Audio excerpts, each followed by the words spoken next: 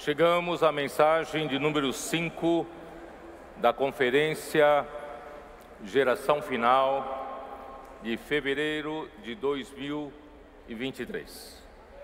A mensagem 5 tem por título Dispensadores da Verdade. A leitura da Bíblia, Efésios capítulo 4, versículos de 20 até 24. A nossa equipe de apoio, que nos dá apoio, preparou todas as coisas e nos deixou uma tarefa para cada um. Eu vou ler aqui a direção que eles deram para essa mensagem. O fluir contínuo e constante da graça, levado a todas as pessoas em todas as partes desta terra, tem um resultado: a verdade. A realidade preenchendo tudo que é mentira, trazido pelos vácuos de poder dos quais Satanás se apropriou. Nosso viver de realidade é visto em justiça e santidade. Também o novo homem é criado em justiça e santidade, ou seja, é a expressão da única verdade no universo, o próprio Deus. Eles manifestam isso porque, pelo fluir da graça, receberam a natureza de Deus, as bênçãos celestiais e a própria pessoa de Deus.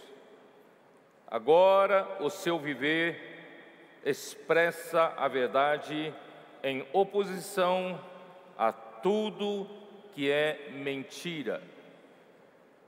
Em verdade, culmina em andarem na graça, verdade, amor e luz. Queridos jovens, nesse universo, só Deus é a verdade. Não existe qualquer outra realidade senão Deus. Mesmo porque antes de Deus criar todas as coisas, nada havia senão Deus. Portanto, Deus é a única verdade nesse universo, Ele é a própria realidade.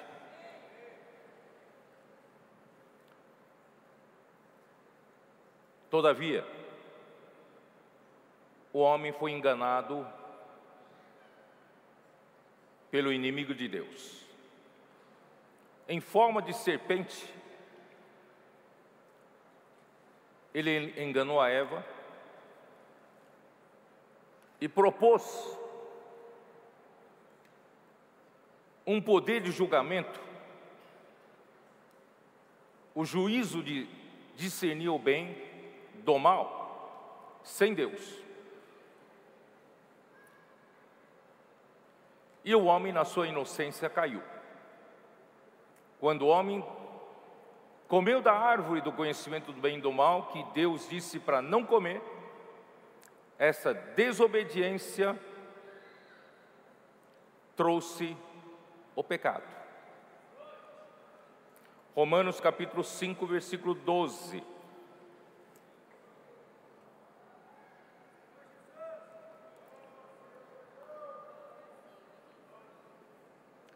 Portanto, assim como por um só homem entrou o pecado no mundo, e pelo pecado a morte. E assim também a morte passou a todos os homens, porque todos pecaram. Versículo 19. Porque como pela desobediência de um só homem, muitos se tornaram pecadores, assim também por meio da obediência de um só, muitos se tornarão justos.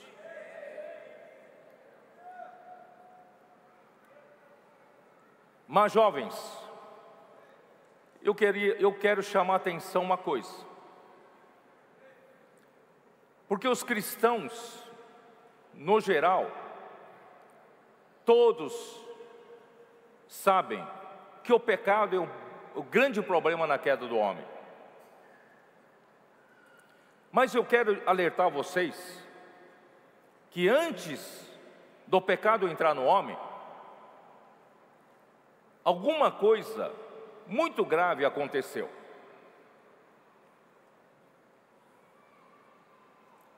Para o pecado poder entrar no homem,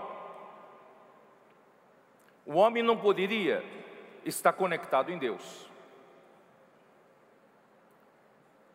Quando Deus criou todas as coisas, Deus criou todas as coisas em Cristo, e por meio de Cristo, e para Cristo. E Cristo é antes de todas as coisas. Nele, tudo subsiste. Ele é o ponto de conexão entre a criação e a criatura e o Criador. E ele também é um ponto de conexão entre toda a criação.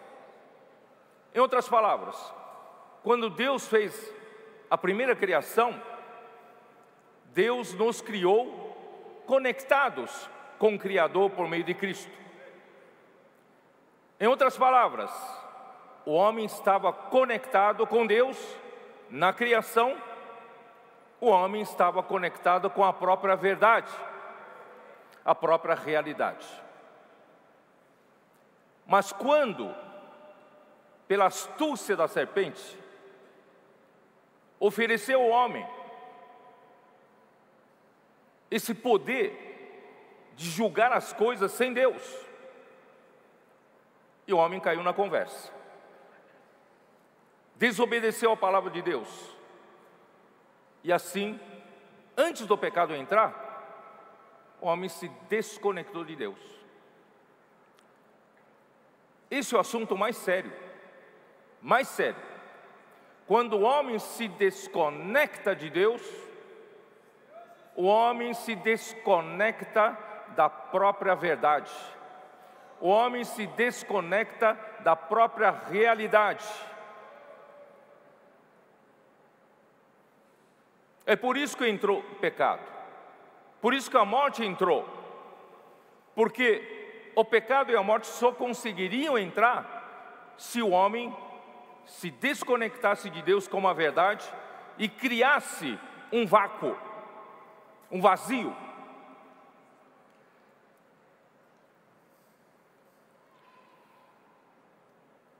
Havia um anjo criado por Deus como líder dos anjos. Nós chamamos de Lúcifer. Ele foi criado de uma forma muito sábia e extremamente formoso. Ele era perfeito. Ele estava acima de todos os outros anjos. Ele buscou se exaltar cada vez mais, e achando-se que acima dele não tinha mais ninguém senão Deus. Então ele ambicionou ser igual a Deus. Ele propôs a Deus que ele fosse um rei adjunto de Deus em assuntos da criação, porque Deus é criador. Segundo ele, não entende a criação. Então ele seria o ponto de conexão. Mas mal sabia ele que Deus já havia preparado Cristo como a conexão. Então, por esse orgulho, a iniquidade entrou nele.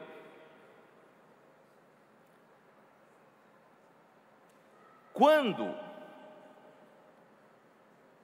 ele se desconecta de Deus e quer formar um outro reino, concorrendo com o reino de Deus, ao se desconectar de Deus e formar um outro reino, ele se desconecta da verdade. E qual é o antagônico da verdade? Vocês não sabem? Mentira. A verdade, e ele não tem verdade, então ele vai ser o rei da mentira. Isso está na sua Bíblia, João capítulo 8, versículo 44. Dê uma olhada.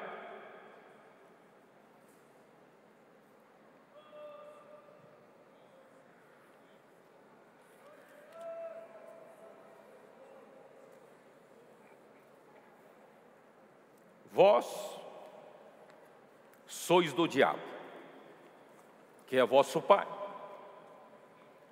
porque foi ele que nos desconectou de Deus, para pertencer ao mundo da mentira, ao reino da mentira, e querer satisfazer-lhe os desejos. Ele foi homicida desde o princípio, e jamais se firmou na verdade, porque nele não há verdade. Ele se desconectou da verdade e queria reinar no outro reino concorrente de Deus, então só pode ser reino da mentira. Quem está na mentira não está na verdade e não há nele verdade. Quando ele profere mentira, fala do que ele é próprio, porque é mentiroso e pai da mentira.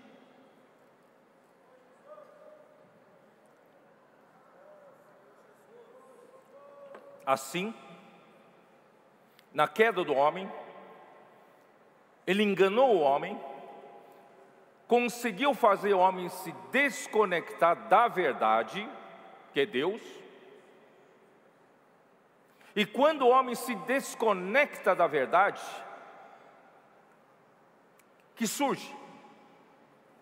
Quando você se desconecta da verdade, surge um vácuo, um vazio. Estou certo ou não?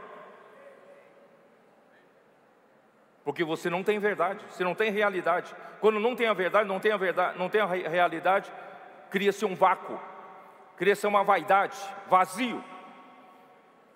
E a partir desse vazio, desse vácuo, que o diabo, através da mentira, ele colocou todo o lixo dentro do homem. Romanos capítulo 1.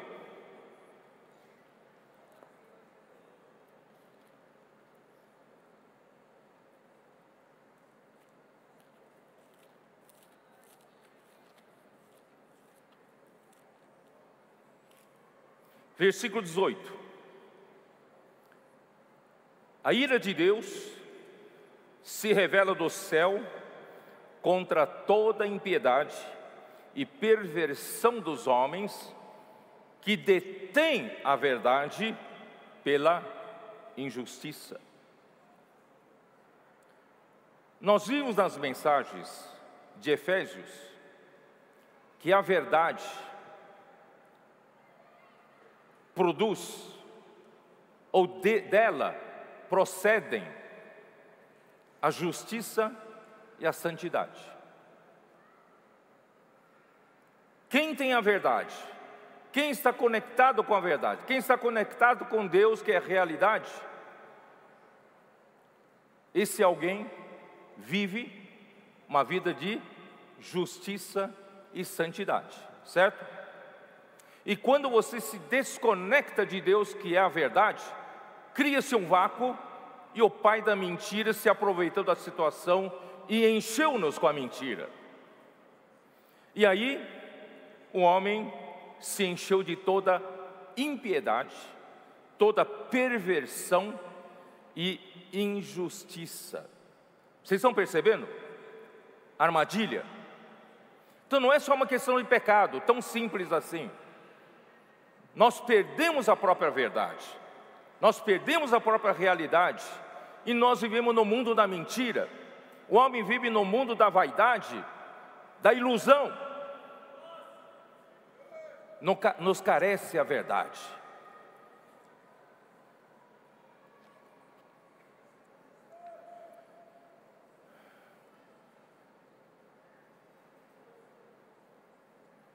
Versículo 24. Por isso, Deus entregou tais homens à imundícia, pelas concupiscências de seu próprio coração, para desonrarem o seu corpo entre si, pois eles mudaram a verdade de Deus em mentira, adorando, servindo a criatura em lugar do Criador, o qual é bendito eternamente. Amém. Por causa disso, os entregou Deus a paixões infames, porque até as mulheres mudaram o modo natural de suas relações íntimas por outro, contrário à natureza. Semelhantemente, os homens também, deixando o contato natural da mulher, se infamaram mutuamente em sua sensualidade, cometendo torpeza, homens com homens, e recebendo em si mesmo a merecida punição do erro. Vocês viram como o homem caiu no fundo do poço, quando se desconectou da verdade?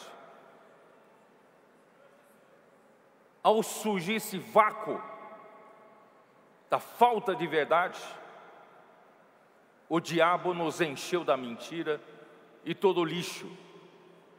Versículo 28. E por haverem desprezado o conhecimento de Deus, o próprio Deus os entregou a uma disposição mental reprovável. A sua mente, a nossa mente, irmãos, é uma mente reprovável, para praticarem coisas inconvenientes, cheios, em vez de estar cheios da verdade, hoje estamos cheios de toda injustiça, malícia, avareza, maldade, possuídos de inveja. Irmão, nós não tínhamos esse problema da inveja. Quando nós estávamos conectados com Deus, que é a verdade, nós não tínhamos nada disso. Não tínhamos problema com a injustiça, não tínhamos inveja. Mas agora, irmãos, desconectado da verdade, o pai da mentira nos encheu de todas essas coisas: homicídio, contenda, dolo, malignidade, difamadores, caluniadores, aborrecidos de Deus, que os que têm ódio para com Deus, insolentes, não têm temor a Deus, soberbos, presunçosos, se achando alguma coisa, inventores de males, desobedientes aos pais, insensatos, pérfidos, sem afeição natural e sem misericórdia. Veja a que ponto o homem caiu. Ó Senhor Jesus.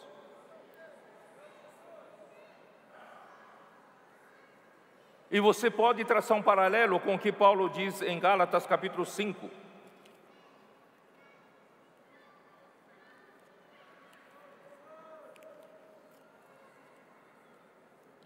Capítulo 5, versículo 19. Ora, as obras da carne são conhecidas e são,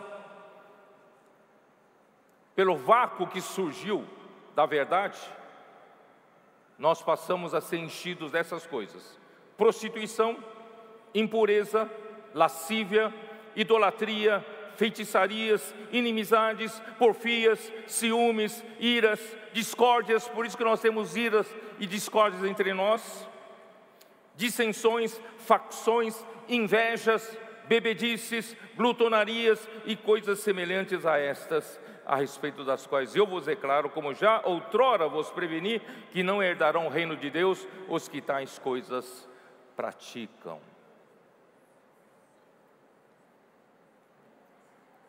Ó Senhor Jesus.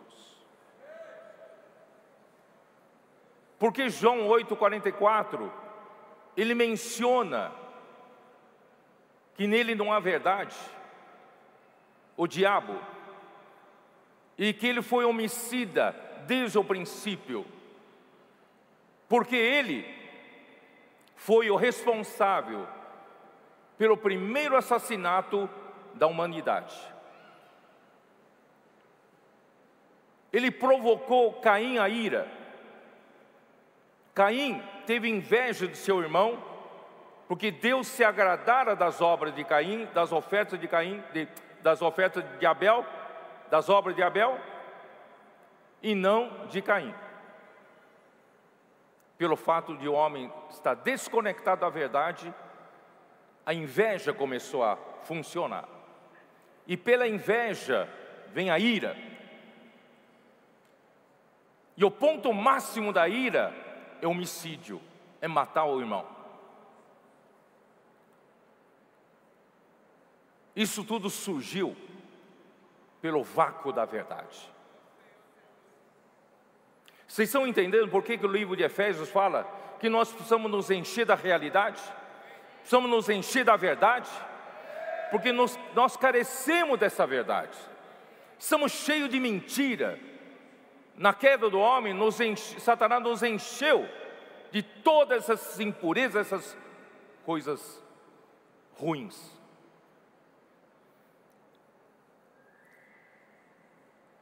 Ó Senhor Jesus, e nós estávamos mortos. Com tudo isso, com pecado, a morte então passou para todos os homens. Efésios capítulo 2. Ele nos deu vida, estando vós mortos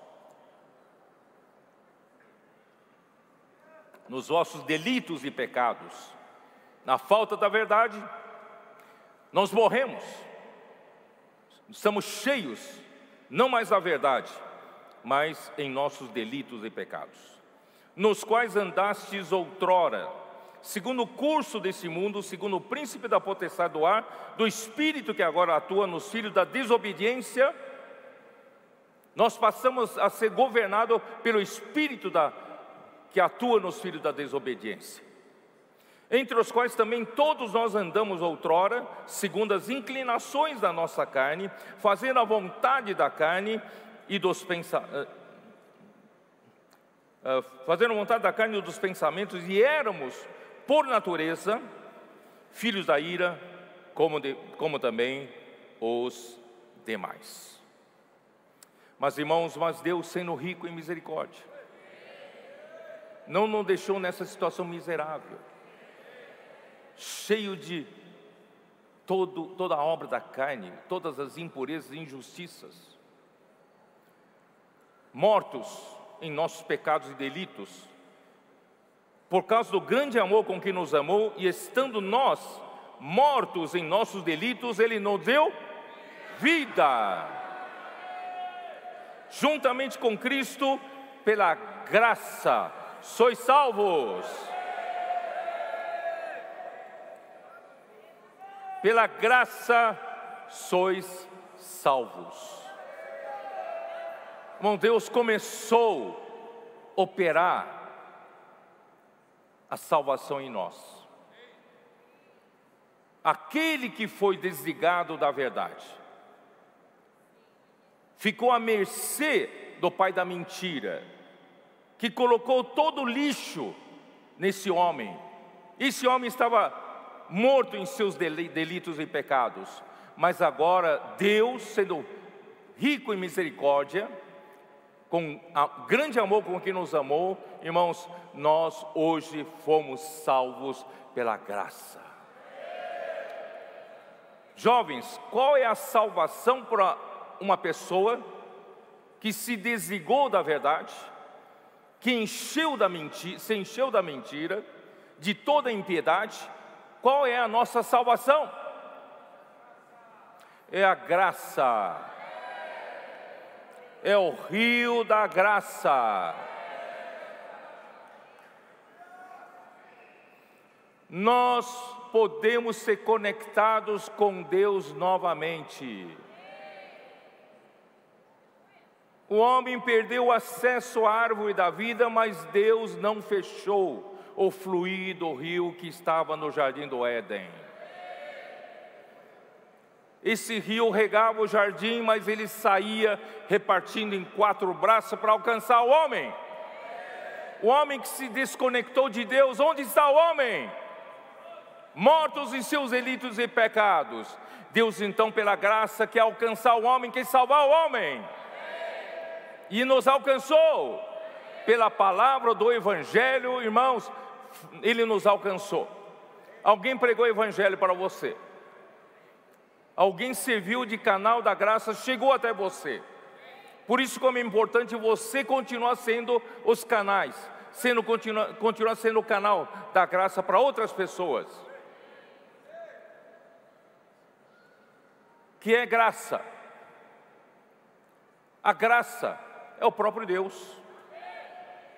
Que nós perdemos no jardim do Éden o acesso a Ele pela árvore da vida. E o rio veio nos alcançar para nós sermos novamente alcançados para desfrutar o próprio Deus como graça, gratuitamente, sem preço, sem dinheiro. E Deus, Ele quer nos suprir. Ele sabe que nós estamos carentes da verdade. Nós estamos cheios de toda porcaria. Então Deus primeiro nos deu vida. Nós cremos em Jesus um dia. Ele nos deu vida. Nós nascemos de novo. Nós temos a vida de Deus. Mas a partir daquele dia, você precisa passar a desfrutar do rio da graça. Ele vai suprir você continuamente com a sua vida. Ele está suprindo você continuamente com a sua natureza santa.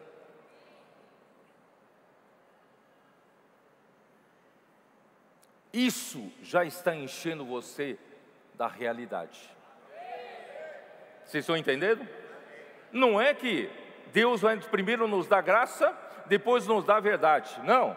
Quando Deus te deu a graça, Ele já está enchendo você da realidade.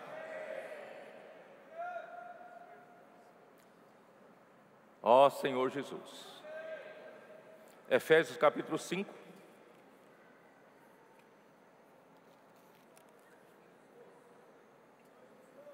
Versículo 25, como diz.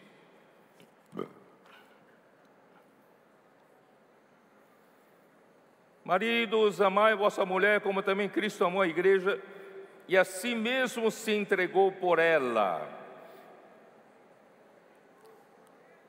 para que a santificasse. Porque, irmãos, a mentira nos trouxe toda sorte de injustiça e impureza. Deus quer santificar a sua igreja. Deus quer santificar você. Mas como Deus faz para santificar você?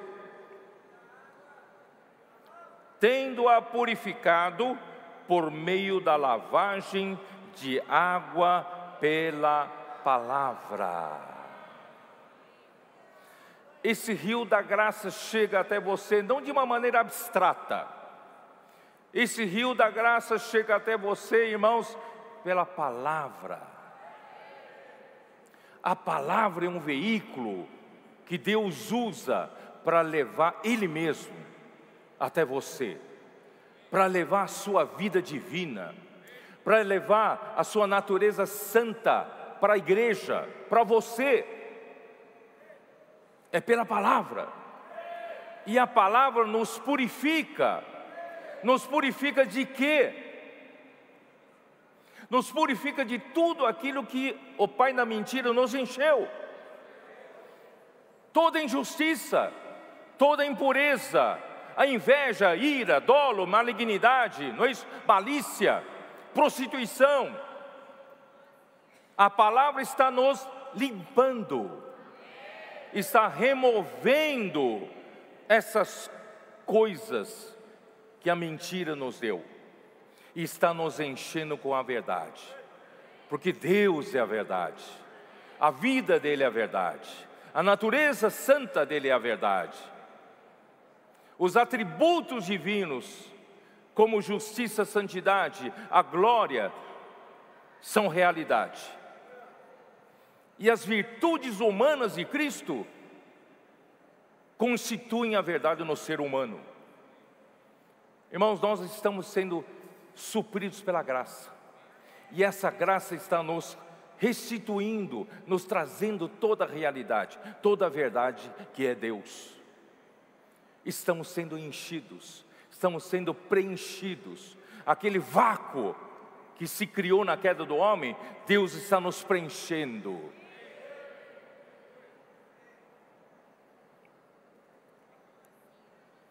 Objetivo de Deus, Efésios 3.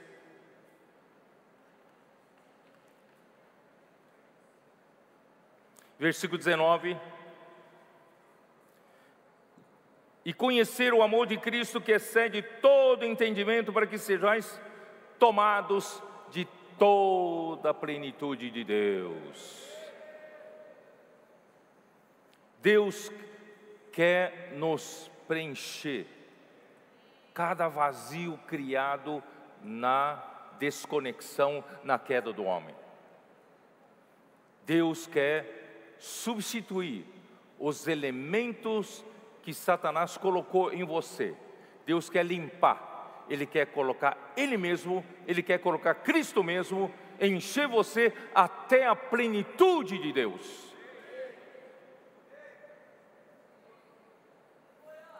Sabe como você consegue fazer isso? Versículo 17.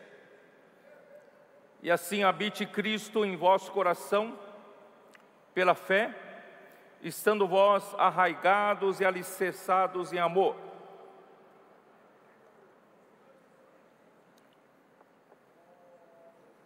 Em primeiro lugar, você precisa, o irmão André já falou, você precisa convidar Cristo.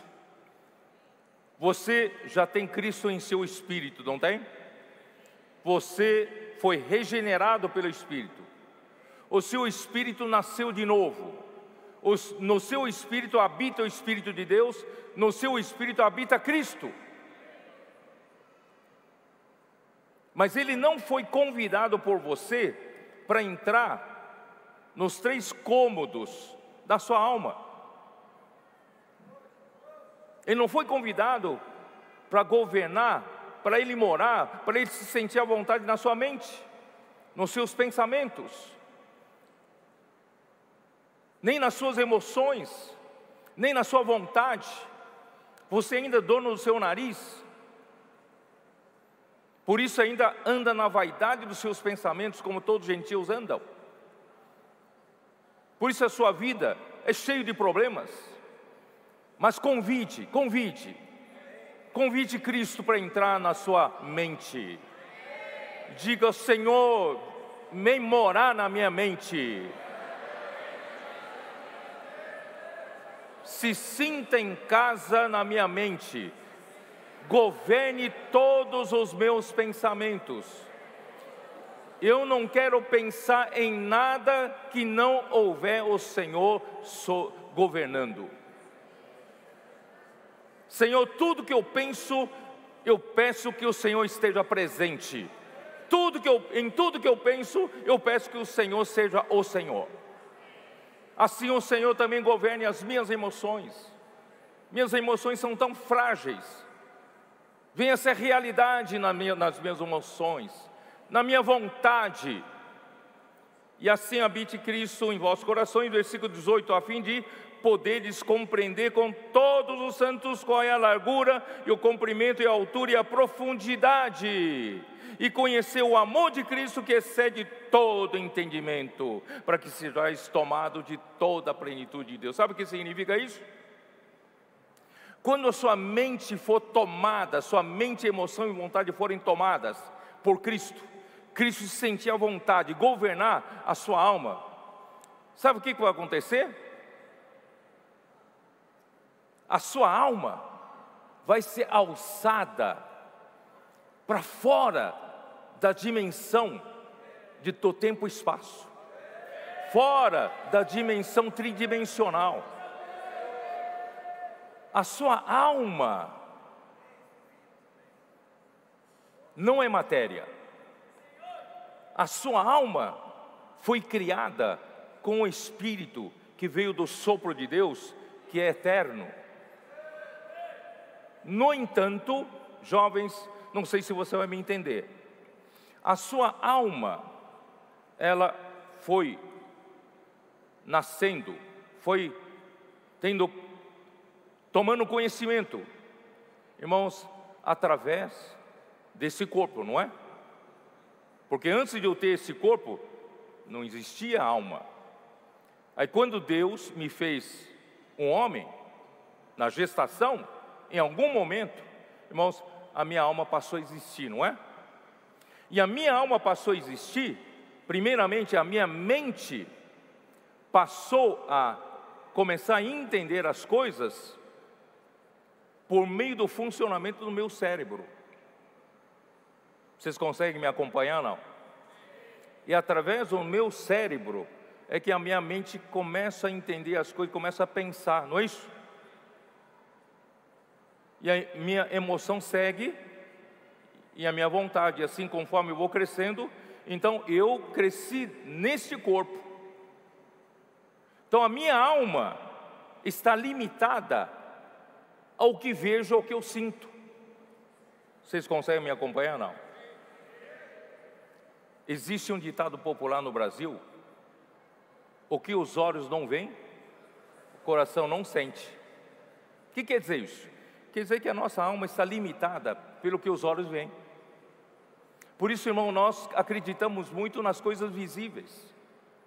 Nós não andamos pelas coisas invisíveis, andamos pelas coisas visíveis, porque a minha alma, que é eterna, que é uma eternidade que Deus colocou no meu coração junto com o meu espírito, mas ela ficou limitada pelo que eu sinto, o que eu vejo pelo corpo. Vocês estão me entendendo? Então, durante toda a minha vida, irmão, eu me limito a essa limitação, a essa restrição, porque o meu corpo restringe a minha mente, a emoção e vontade. Mas agora, Deus quer alçar você para entender as coisas da outra dimensão, que a sua lógica humana, sua mente racional nunca entendeu, nunca vai entender. Então, quando você permite Cristo habitar no seu coração, quando Cristo passar a encher a sua mente, emoção e vontade, Ele vai alçar a sua alma a experimentar uma coisa que você nunca experimentou. Ele vai levar você para a dimensão de Deus.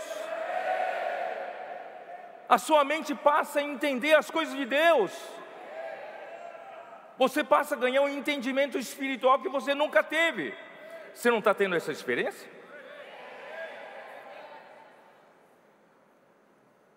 Assim, juntamente com outros membros tendo a mesma experiência, nós vamos juntos, irmãos, sendo alçados a essa outra dimensão espiritual. Irmão, nós vamos juntos passar a compreender qual é a dimensão de Cristo, qual é o tamanho.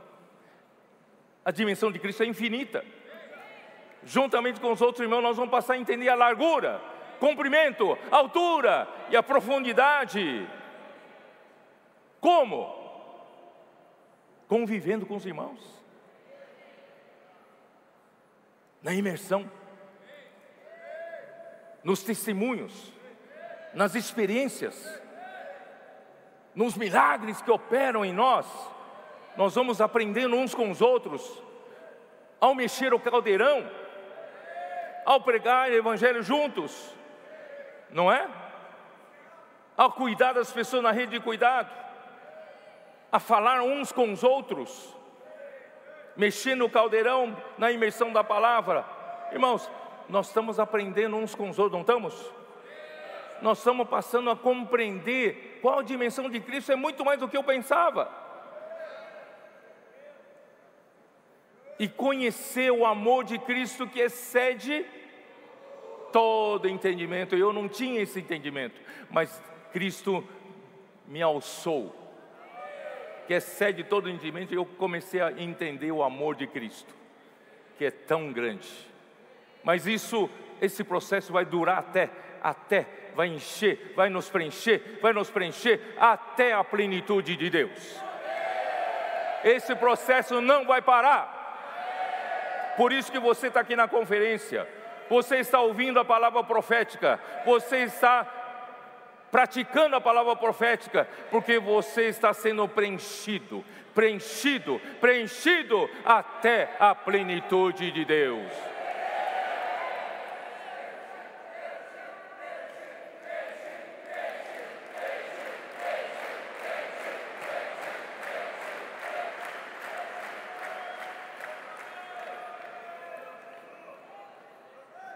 Nós vamos envergonhar Satanás.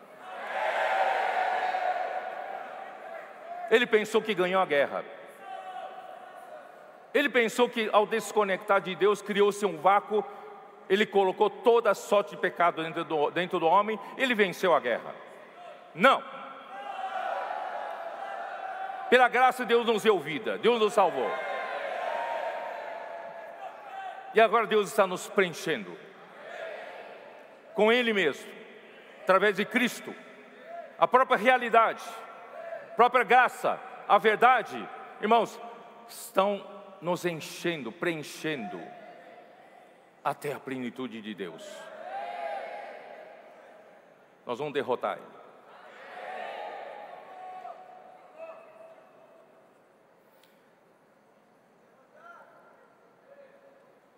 Satanás, eu vou ler aqui um versículo, capítulo 4 de Efésios, versículo de 22 para vocês.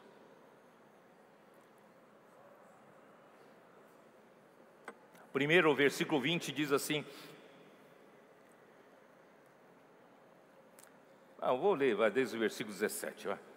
Ó Senhor Jesus, todos os versículos são ricos aqui. Isto, portanto, digo e no Senhor testifico, que não mais andeis como andam os gentios na vaidade dos seus próprios pensamentos. Irmão, não precisamos mais ficar andando nesse vácuo, na ausência da verdade. Vamos parar de andar na vaidade dos nossos pensamentos, né? Obscurecidos de entendimento, alheios à vida de Deus por causa da ignorância em que vivem, pela dureza do seu coração. Irmão, nós não precisamos viver obscurecido do entendimento. Nós podemos conhecer o amor de Cristo que excede todo entendimento, juntamente com todos os santos, os quais, tendo se tornado insensíveis, se entregaram à dissolução para com avidez cometerem toda sorte de impureza. Mas não foi assim que aprendestes a Cristo. Se é que de fato o tendes ouvido e neles tendes instruído, segundo é a verdade em Jesus. Cristo, Ele quer encher você com a verdade. No sentido de que quanto ao trato passado, vos despojeis do velho homem, que se corrompe segundo as concupiscências do engano. Esse engano aqui, irmãos, é o diabo. Esse engano é uma pessoa. Apocalipse, dê uma olhada, Apocalipse 12, versículo 9.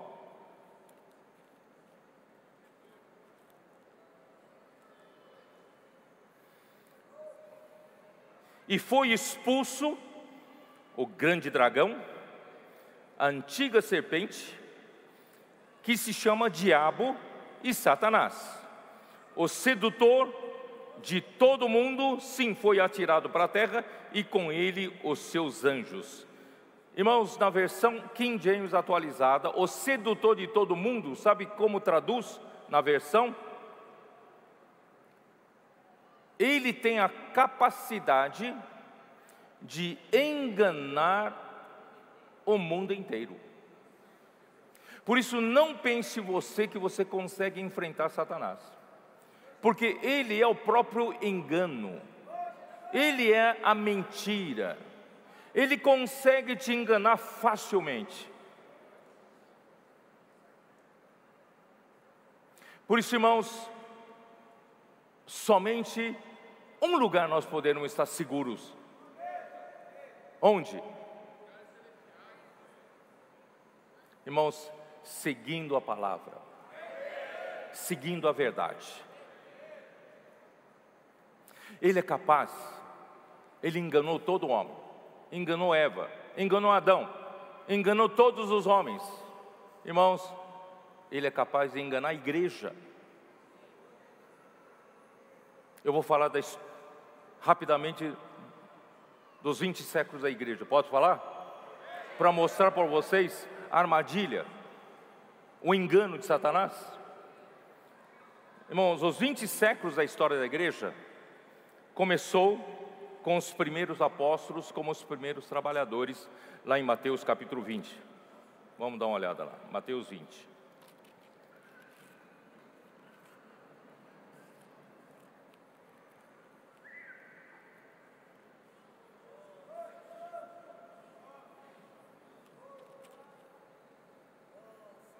Porque o reino dos céus é semelhante a um dono de casa que saiu de madrugada para salariar trabalhadores para a sua vinha. Essa vinha é a igreja.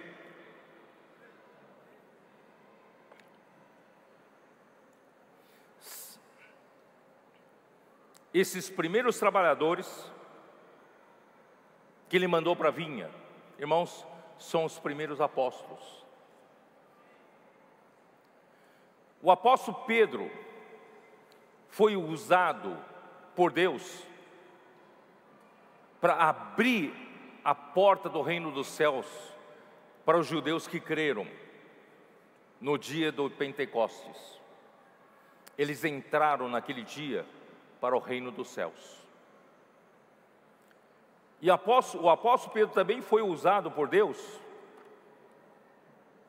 na casa do Cornélio, em Atos capítulo 10, para abrir a porta do reino dos céus também para os gentios que creram.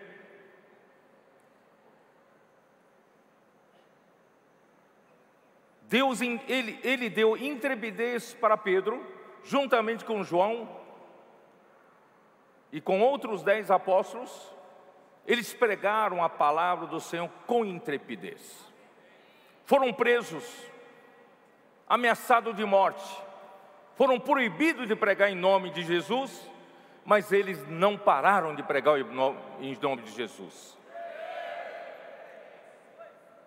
E Deus usou-os para abrir um caminho, não só gerar a igreja, abrir um caminho da pregação da palavra.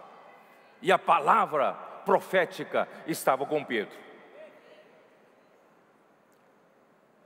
Até que naquela experiência de ir para a casa do Cornélio, Pedro recebeu uma visão, descia um lenço do céu, onde havia toda sorte de quadrúpedes e toda sorte de animais imundos, e veio uma voz de Deus, dizendo: pega, mata e come. Ele disse: não, de jeito nenhum, nunca entrou na minha boca qualquer coisa imunda. Assim foi por 3 vezes. Aí quando ele viu a salvação dos gentios na casa de Cornélio, ele entendeu que Deus também queria salvar os gentios, porque os gentios eram considerados como animais imundos pelos judeus. Deus também ama os gentios. Deus ama o mundo, Deus quer salvar-nos. Por esse conceito, essa dificuldade que Pedro tinha, Deus então teve que levantar um outro apóstolo, Paulo. Paulo foi um opositor da igreja, mas Deus o chamou, Deus o designou apóstolo. Deus passou a falar por meio dele a palavra profética. E aí, o evangelho prosperou no mundo dos gentios, desde Antioquia, Cilícia, né? Lígia, Galácia, toda a Galácia, Ásia Menor, atravessando por Trode, alcançaram Macedônia, ele alcançou Macedônia, alcançou a Grécia, alcançou, Corinto, a Caia, toda a Caia. E depois, na sua terceira viagem, alcançou Roma. Irmãos, o evangelho no mundo ocidental, irmão, quem foi responsável em espalhar esse evangelho foi Paulo. E como foi feita a obra de Deus no tempo de Paulo? É pela palavra profética. A palavra fazia a obra. Ó Senhor Jesus. A palavra fazia a obra. Mas, irmãos, no tempo de Paulo, esse diabo, que tem a capacidade de enganar o mundo inteiro, ele passou a atuar. Ele sabia que o seu fim seria deixar a palavra profética prosperar. Ele passou a confundir a igreja, oferecendo à igreja muitas outras palavras, como a cortina de fumaça.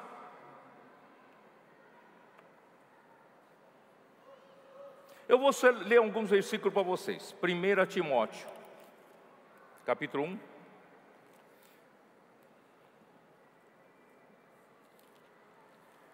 Eu teria muitos versículos para mostrar para vocês, mas não tenho tempo. 1 Timóteo, capítulo 1.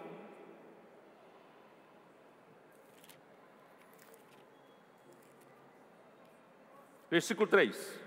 Paulo diz: quando eu estava de viagem rumo da Macedônia, te roguei permanecesses ainda em Éfeso, para admoestares certas pessoas, a fim de que não ensinem outra doutrina. Sabe o que quer dizer isso? Não ensinem, não tragam outros ensinamentos. O que vai levar a cabo a vontade de Deus, o que vai fazer a obra de Deus ir adiante, irmãos, é a palavra profética. Os outros ensinamentos, irmão, podem ser bons ensinamentos, podem até ser bíblicos, mas, irmãos, não produzem a vontade de Deus. Não sou eu que estou dizendo, continua lendo.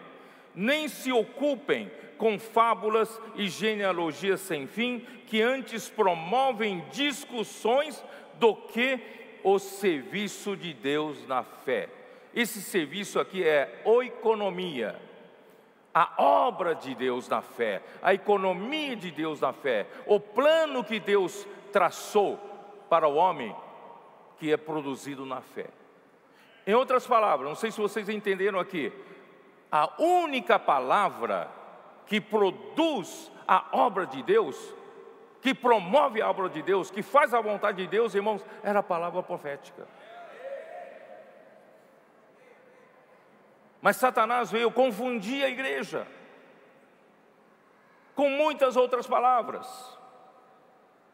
Os judaizantes de Jerusalém ficaram com inveja de Paulo, porque a igreja em Jerusalém foi a primeira igreja levantada, onde estavam 12 apóstolos, seria a grande igreja, a maioria grande, né? E o evangelho estava prosperando por Paulo. Eles passaram a ter inveja, passaram a percorrer as igrejas onde Paulo pregava no mundo dos gentios, para dizer o quê? Não basta apenas crer em Jesus, precisa se circuncidar para que sejam salvos, precisa observar a lei de Moisés. Vocês perceberam a artimanha de Satanás?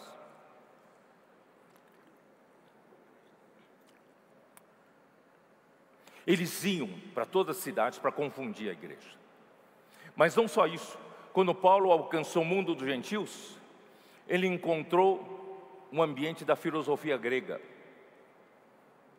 A filosofia, né? Começaram a pregar filosofia na igreja. Também encontraram próprios judeus crentes.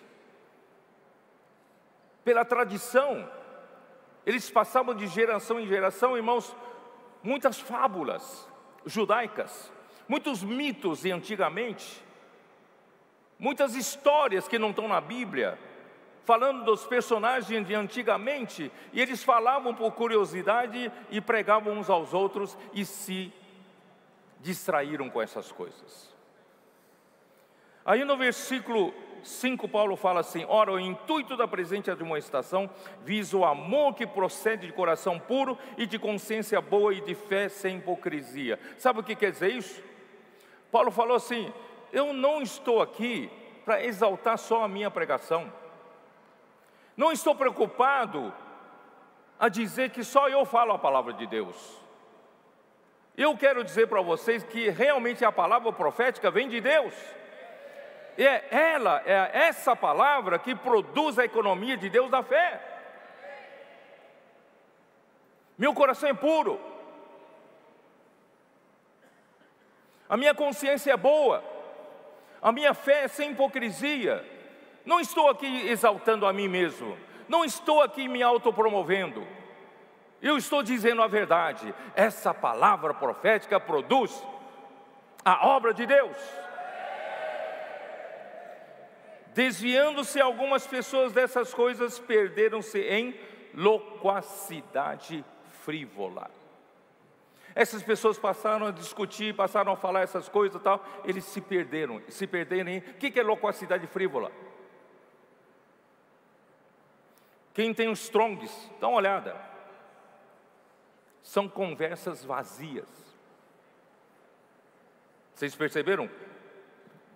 Ele consegue enganar, Satanás consegue enganar até a igreja, enchendo a igreja de vazio de novo, da mentira. Parece verdade, conversas vazias. Irmãos, nós não precisamos de conversas vazias, nós precisamos de palavra que produz a economia de Deus, palavra que produz a obra de Deus. E por essa confusão, no tempo de João era aquele que Deus usou para falar a palavra. Apocalipse capítulo 1, versículo 1. Quem sabe esse versículo de cor? Não sabe, né? Então vamos lá, vamos ler. Deus então levantou João no final dos tempos. E nesse tempo, irmãos, já várias heresias apareceram nas igrejas. Naquele tempo. Apocalipse 1, versículo 1 diz: revelação de Jesus Cristo que Deus lhe deu para mostrar aos seus servos as coisas que em breve devem acontecer, e que ele, enviando por intermédio do seu anjo, notificou ao seu servo João. Não sei se vocês entenderam. Existe uma palavra profética que traz a revelação de Jesus Cristo. A palavra profética traz a revelação de Jesus Cristo. E é essa revelação que Deus quer mostrar aos seus servos. Mas Deus não mostrou aos 50 servos de uma vez. Ele quer mostrar para os seus servos, mas ele notificou a João. Ele deu essa revelação para o João. E João passou essa revelação para os servos. Você imagina se nós tivéssemos 50 pessoas no nosso tempo falando palavra profética? Onde estaria a direção? A quem seguimos? Graças a Deus, irmãos, aqui deixou claro. Deus escolheu João. João, é você. Aí João então funcionou como Zacarias 4, aquela figura. A palavra profética que Deus deu como revelação para João era como aquele azeite dourado. E azeite dourado não caía diretamente no candelabro, caía em um vaso. Esse vaso é formado por quem? Esse vaso é formado pelos servos. E quem são esses servos? São todos os amantes da palavra. São vocês. Vocês que amam a palavra. Vocês que são simples para receber a palavra. Recebem a palavra como a palavra que vem de Deus e de fato é de Deus.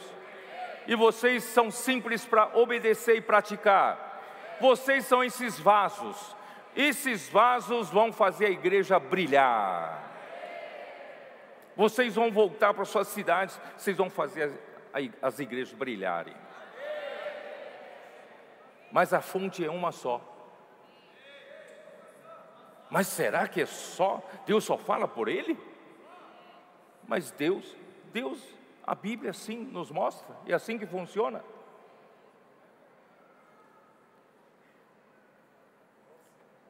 Mas a partir do segundo século, irmãos,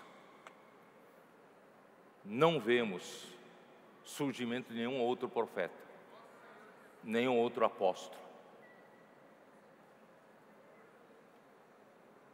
Aí começou a degradação. Quando não há palavra profética, não há direção. Quando não há direção, a obra de Deus não é feita. Então Deus precisava sempre usar algum grupo dos vencedores em cada época para lutar ainda pelo reino de Deus. Aí, o que aconteceu? A partir do segundo século, eles pensaram, não tem nenhum apóstolo entre nós evidente, não tem nenhum profeta que fale a palavra profética, então nós temos que conservar as igrejas dentro do ensinamento dos apóstolos, deixados do primeiro século. Para que isso não se perca, nós precisamos formar um grupo de líderes na obra entre as igrejas, para que conservem as igrejas dentro do ensinamento dos apóstolos. Bom, a intenção é boa, a intenção é boa. Vocês perceberam ou não?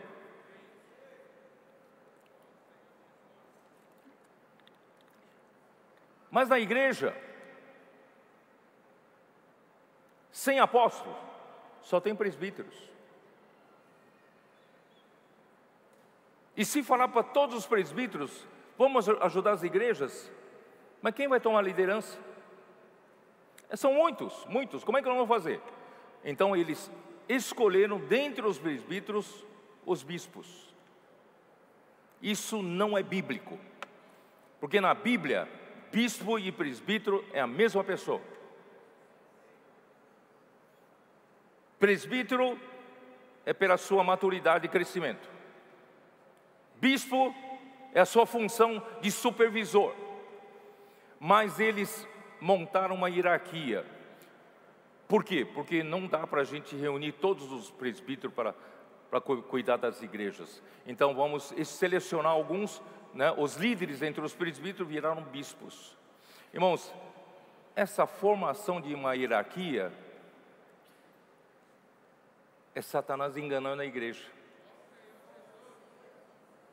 Atiçou a corrupção dentro do homem, de a disputa pela posição, disputa pelo poder. Quem se torna líder tem os seus privilégios, tem suas regalias, e depois tem o seu poder, tem a sua posição, é respeitado. E os bispos de uma cidade pequena não tem muita importância. Então eles começaram a disputar serem bispos de cidades grandes. E assim, galgando posição, irmão, perdeu totalmente de forma. Surgiu a hierarquia na igreja, clericalismo, clérigos e leigos.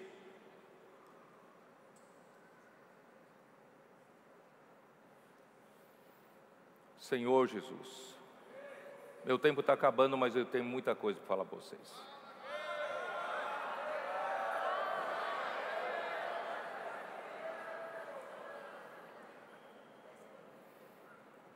Assim começa essa ambição pelo poder, essa disputa pelo poder. No começo, sempre com a boa intenção. Satanás tem a capacidade de enganar o mundo inteiro. No fim, irmãos, essa disputa, você sabe que surgiu uma hierarquia formalizada, bispos, arcebispos, cardeais, até, por fim, o Papa.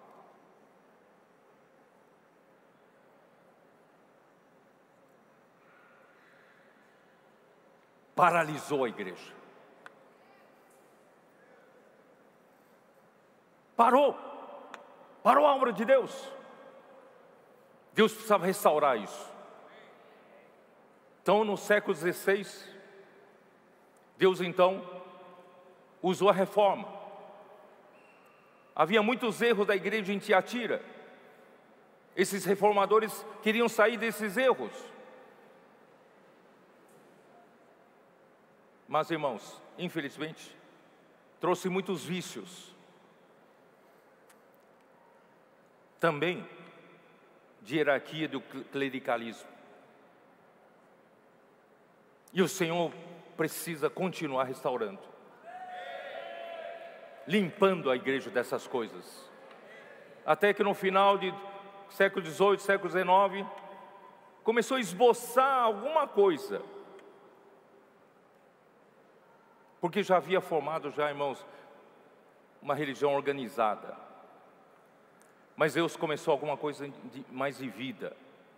Aí no século XX, restaurou a verdade sobre a base da unidade. Mas ainda, mesmo na igreja, continuaram os muitos vícios.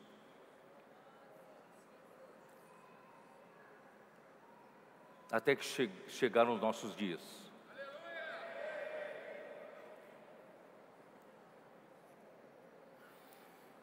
Ó Senhor Jesus,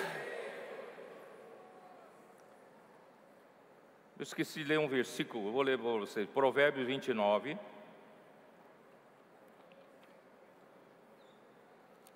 versículo 18.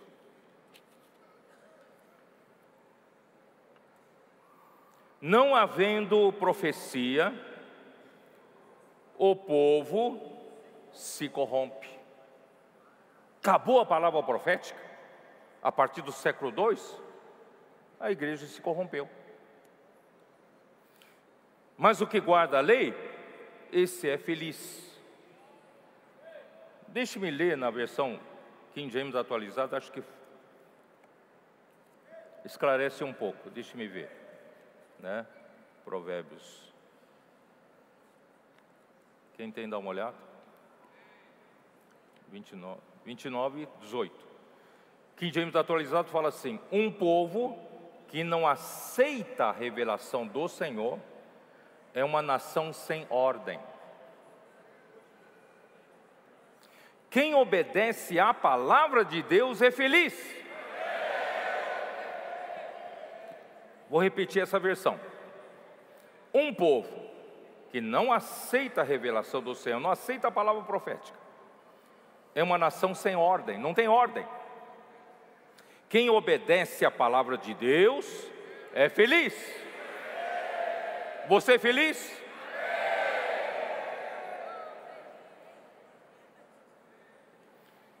Ó Senhor Jesus, como é que eu vou explicar para os irmãos tudo isso que está no meu coração aqui?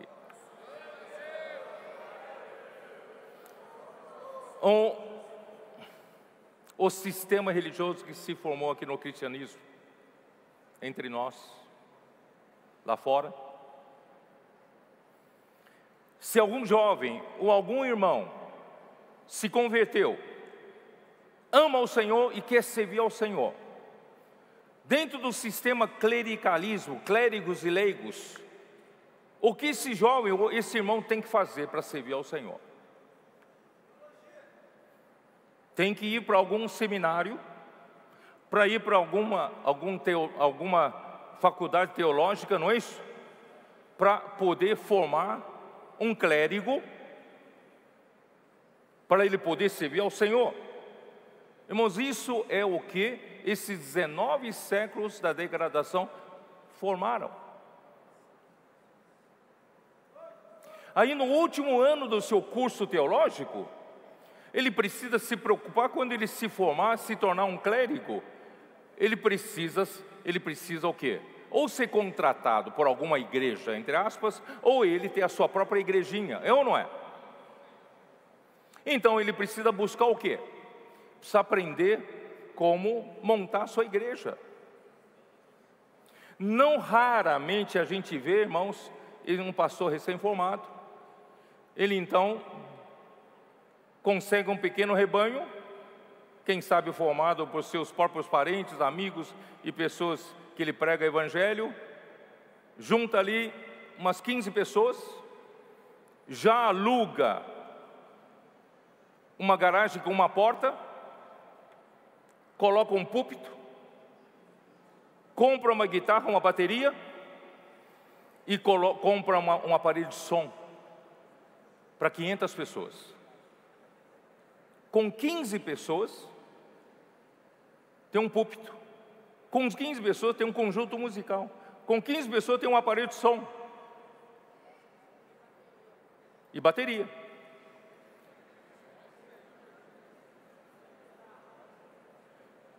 Irmão, isso não foi diferente entre nós. Embora a gente não tivesse mais essa visão de clericalismo, mas, irmãos, não poucas igrejas, pela misericórdia do Senhor, se levantaram em algumas cidades. Só que, quando nós levantamos em algumas cidades, conseguimos ali 20 pessoas, 30 pessoas, 50 pessoas, 100 pessoas que seja. Nós logo nos preocupamos em alugar um local, um espaço. Mesmo com 30 pessoas, nós colocamos um púlpito. Você já viu isso, não? Um púlpito. Instrumentos musicais. Reunião ministerial para 15 pessoas. Sabe o que quer dizer isso? Quer dizer, irmãos, nós recebemos esse legado desses 19 séculos de degradação na igreja e nós não percebemos. Satanás é capaz de enganar o mundo inteiro. Isso travou a igreja.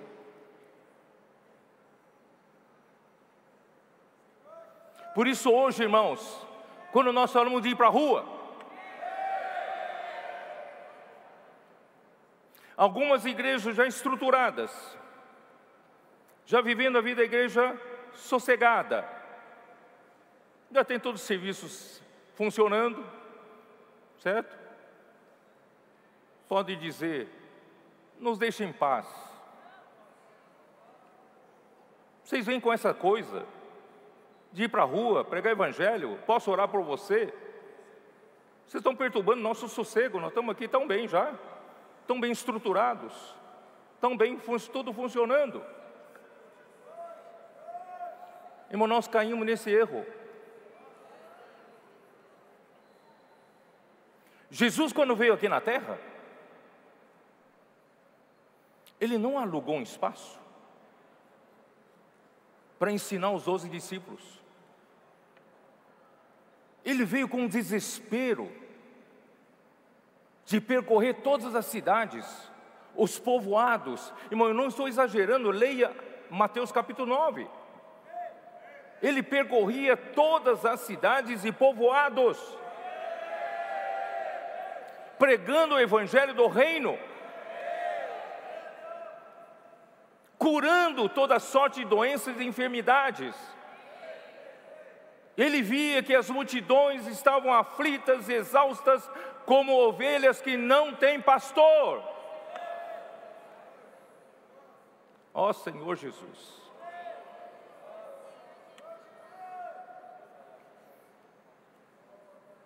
Ezequiel capítulo 33, capítulo 34, Deus disse: vocês, pastores de Israel, vocês se apacentam a si mesmos, vocês não se preocupam com as minhas ovelhas, vocês estão sossegados na sua estrutura, vocês estão sossegados naquilo que vocês montaram, e ali vocês são respeitados, honrados, mas eu tenho muitas ovelhas lá fora.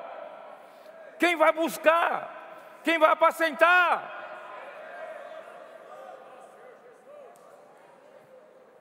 Vamos sair do nosso comodismo. Não fique contente com a estrutura montada, não. Deus tem esse desespero de ir para a rua. Muitas ovelhas lá.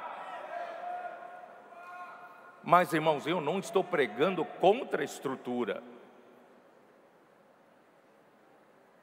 Quando Jesus deu aquela parábola de bom samaritano, em Lucas capítulo 10, vocês se lembram? Ele pegou uma pessoa totalmente ferida, machucada pelos salteadores. Ele então cuidou dele e levou essa pessoa para onde? Para hospedaria. E quem é a hospedaria? É a igreja.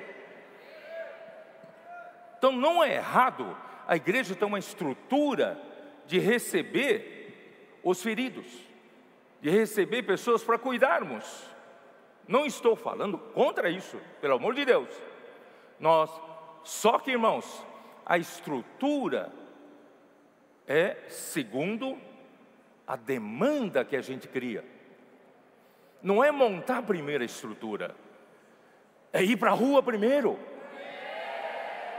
Sei se seus irmãos estão me entendendo. O cristianismo inverteu isso. Primeiro monta a sua igreja. Irmão, primeiro ir para a rua.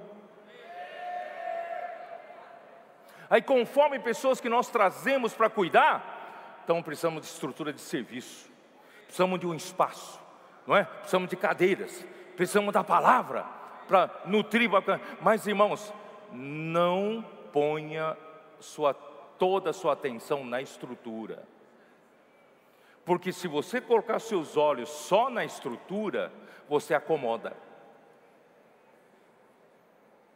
Se você colocar seus olhos na estrutura, você começa a perceber que aqui você é honrado, aqui você é respeitado. Você passa a gostar dessa estrutura até de poder, de privilégio, de prestígio. Mas ao passo que você colocar os olhos na rua você não é reconhecido como um irmão responsável. Na rua você não é conhecido como um grande cooperador, um grande pregador, não. Na rua você é um que está buscando ovelhas. Na igreja você nunca é expulso por um segurança. Mas lá fora você passa por uma humilhação de ser expulso. Isso faz bem para nós.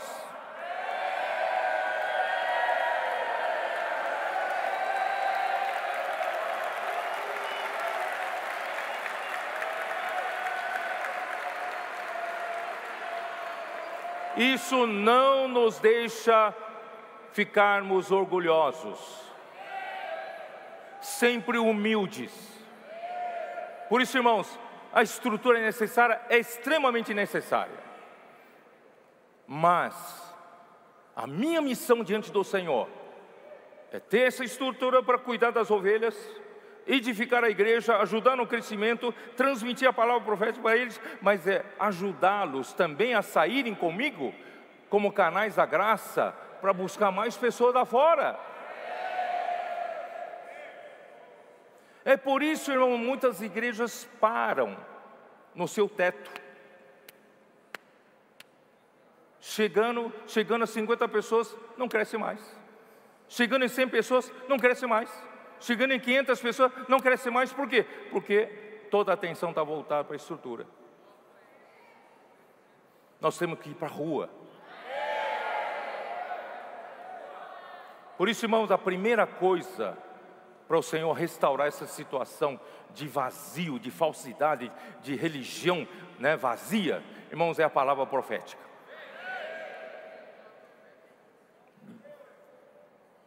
Me desculpe, vou avançar mais alguns minutos, posso?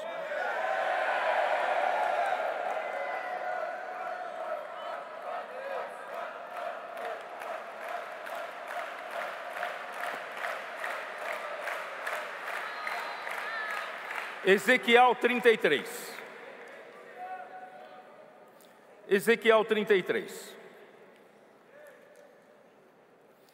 Deus usou Ezequiel, que era da linhagem de sacerdotes, mas ele estava junto com um povo que estava cativo. Ele então passou a ser usado por Deus como profeta. Ele profetizou do capítulo 1 até 32 de Ezequiel, alertando o povo de Israel e trazendo juízo sobre as nações pagãs. Para com o povo de Israel, ele vem profetizando que o povo se afastou de Deus, o povo está distante de Deus, ou o povo estava fazendo coisas horríveis, o povo estava acreditando nos falsos profetas, porque os falsos profetas profetizavam só o que o povo queria ouvir, dizendo para o povo: não, continue assim, não precisa se preocupar não, seja feliz, continua vivendo essa vidinha, não se preocupa tanto com o negócio de Deus não. E os anciãos do povo eram idólatras e adoravam imagens dentro do templo.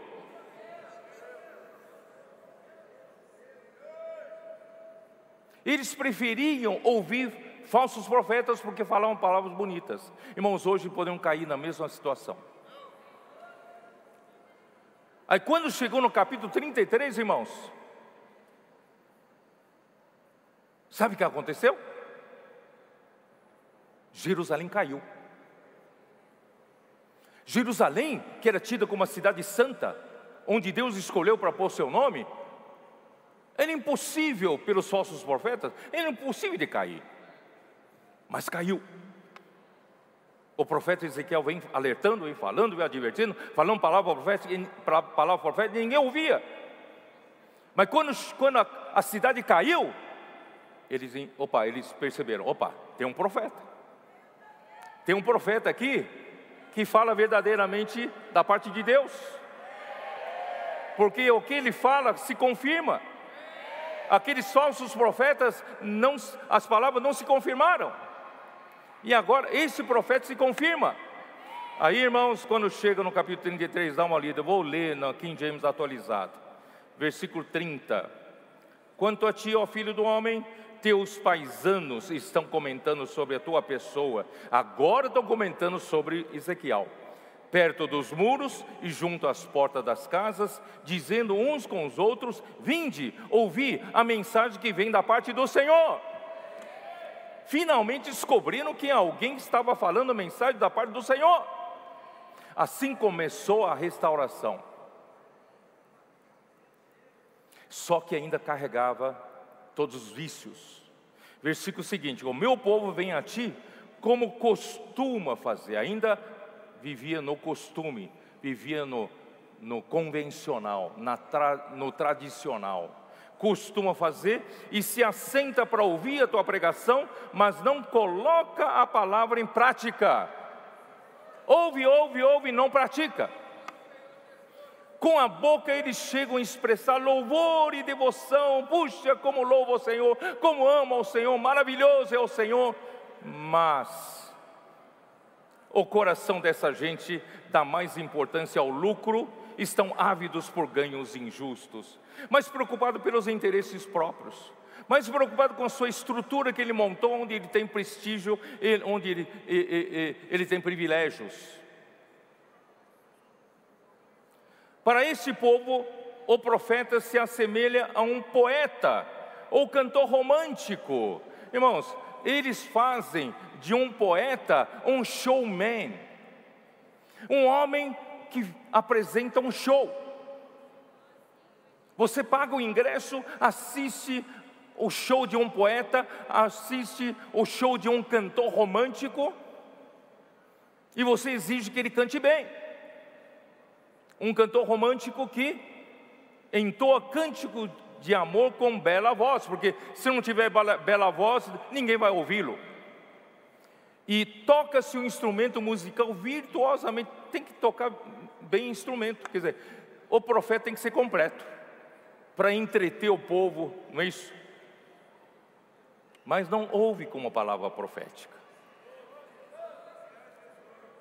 Porquanto eles ouvem as tuas palavras, mas de fato não as colocam em prática em suas próprias vidas. Mas graças a Deus vocês são diferentes. Assim, quando tudo isso acontecer, e em verdade breve estará ocorrendo, todo esse povo compreenderá que um verdadeiro profeta de Deus esteve pregando entre eles. O irmão Dong, nesses 40 anos, irmãos, ele preparou uma geração que saiu do Egito. Ele roeu osso, passou por todas as dificuldades, toda a nossa rebeldia, desobediência. Graças a Deus, irmãos, ele preparou uma geração, ele preparou um fundamento. Mas quando ele partiu para o Senhor, a partir de 2017, o Senhor passou a nos dar uma coisa preciosa chamada palavra profética. Não que no tempo dele não tinha, mas ficou mais evidente. E toda a palavra profética se cumpria. Ele começou a turbinar todas as ferramentas, a partir do comportamento dinâmico. E com a comportamento dinâmico, irmão, obrigou a igreja a ter central de acolhimento, obrigou a igreja a ter rede de cuidado, não é isso? O Avança Jovem, então, também prosperou. Rede de conectada das mulheres, rede dos homens de cuidado, homens de oração. Expo Livro, graças ao Senhor, turbinado também. Bucafé, SEAP, mais comportores que brotam da terra em todo lugar. Nós somos apenas, não muito mais que 400 comportores nas ruas do Brasil, mas as pessoas nos encontram em todo lugar. Deus está nos multiplicando.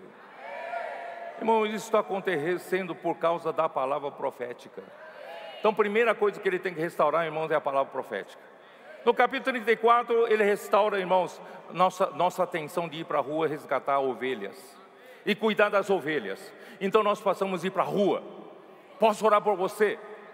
Não ficamos trancados em 4 paredes. Levamos a igreja toda para a rua. No capítulo 36 de Ezequiel, ele tirou de nós um coração insensível, duro, coração de pedra, que não compreendia o que o Senhor está fazendo. Ele colocou um coração de carne. Ele pôs dentro de nós um espírito novo, um coração novo. Ele também nos deu o seu espírito. Para mim, irmãos, o seu espírito aqui são 7 espíritos. Irmãos, a partir daí, irmãos, a palavra profética começou a funcionar. E na pandemia de 2020, o Senhor praticamente obrigou todas as igrejas a ouvirem a palavra profética. Não tínhamos mais uma outra coisa para fazer. Tudo ficou parado. Nenhuma igreja tinha atividade. E todos semanalmente acompanhavam a palavra profética. As igrejas foram alinhadas pela palavra profética. Deus começou a dizer, mostrar para nós, esse é o meu caminho. Essa é a salvação da igreja. Eu vou fazer a minha obra por meio da palavra profética. E o Senhor fez com que nós andássemos nos seus estatutos e guardássemos a sua palavra, praticando a palavra. Irmãos, aí veio a imersão na palavra. E coisa maravilhosa. Nós não inventamos nada, irmãos. O Espírito fez conforme a palavra. Irmãos, infelizmente meu tempo acabou. Ó Senhor Jesus. Irmãos,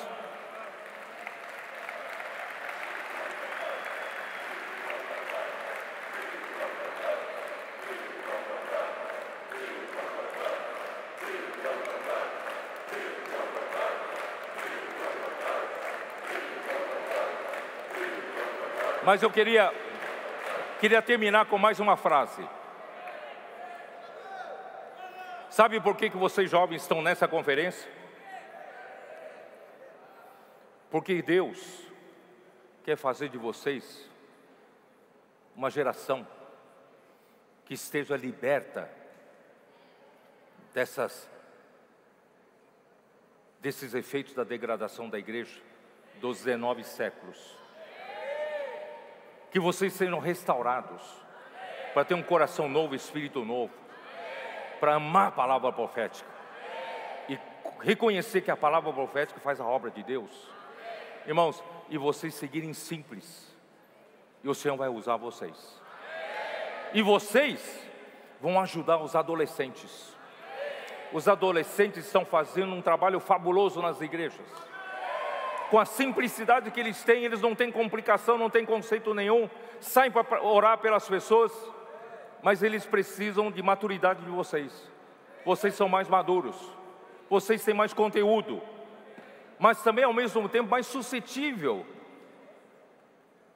a essa formatação de antigamente. Vamos nos desformatar. Vamos seguir o Espírito. Deus quer uma geração aqui de jovens que Ele tenha liberdade para usar. Vamos conquistar essa terra. Quando vocês cantaram um dia atrás que nós declaramos guerras a Satanás. De um lado eu fiquei contente, mas por outro lado temeu aqui dentro de mim. Me deu um frio na barriga. Falei, ó Senhor Jesus. Mas irmãos, eu conto com vocês. Deus conta com vocês. Nada de vaidade, mas cheio de realidade. Não vamos só mostrar fachada. Nós temos realidade. Nós praticamos a palavra, seguimos a palavra, fazemos imersão na palavra, pregamos o evangelho, edificamos a igreja. Deus abençoe vocês. Amém.